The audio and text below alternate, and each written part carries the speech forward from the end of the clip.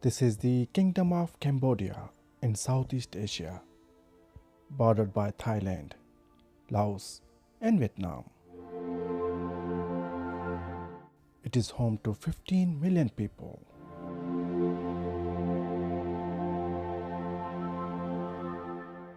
A thousand years ago, Cambodia was part of the Khmer Empire that flourished from the 9th to the 13th centuries and covered most of the Southeast Asian peninsula.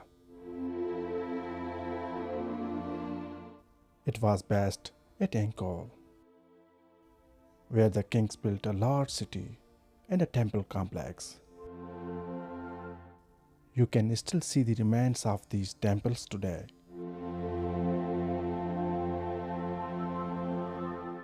After the fall of the empire, Cambodia entered a long period of struggles with its neighbors and lost much of its territory.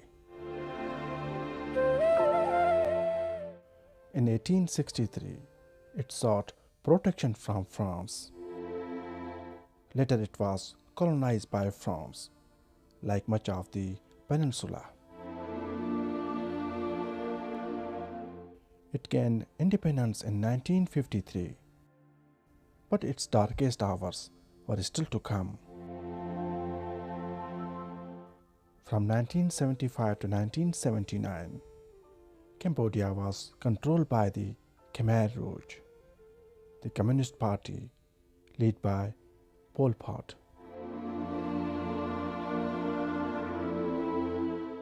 His aim was to turn the country into a model communist state. People suspected of being against the Khmer were tortured and killed.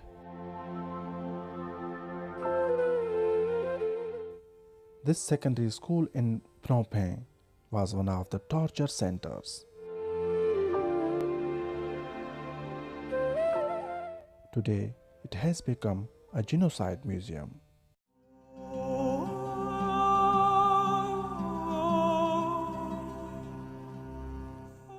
These were some of the instruments used to torture the victims.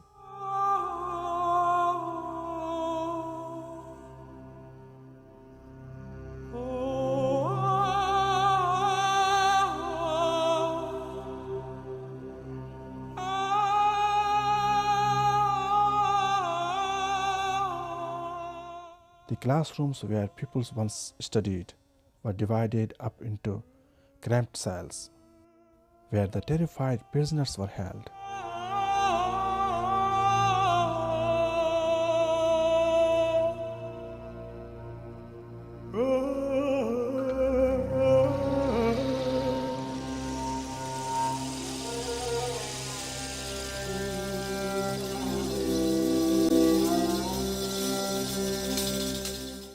These photos show some of the 10,000 people who were brought here.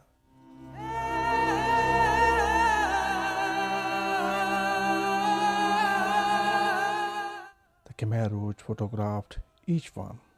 Some were only children.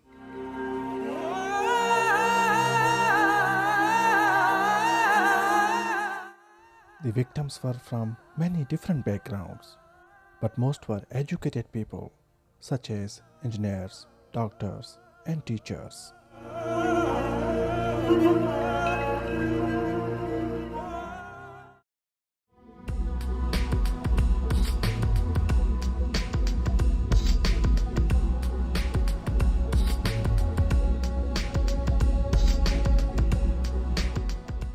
After the torture, the victims were taken out to the killing fields to be shot.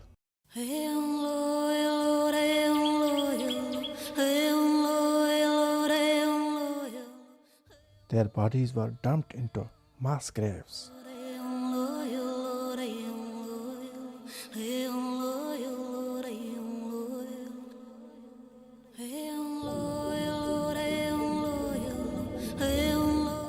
Today, this monument honors the victims.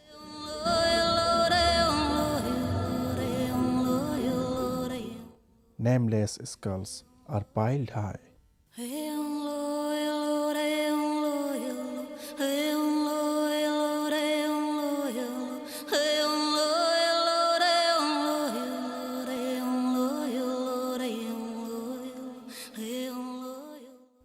piles of clothing are a silent reminder of the dead.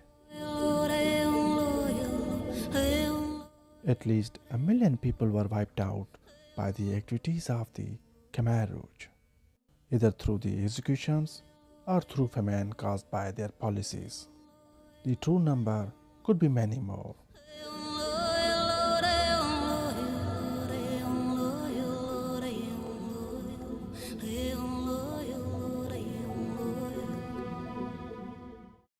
Today, over 30 years later, Cambodia has recovered.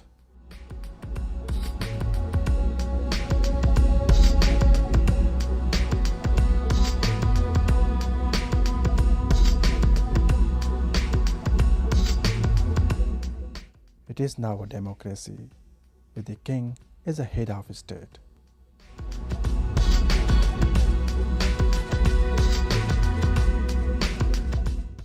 It is still a poor country.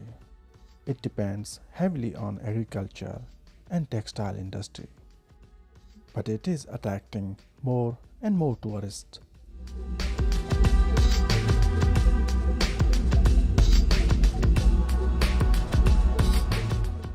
The oil and gas that have been found offshore will help to bring it a prosperous future.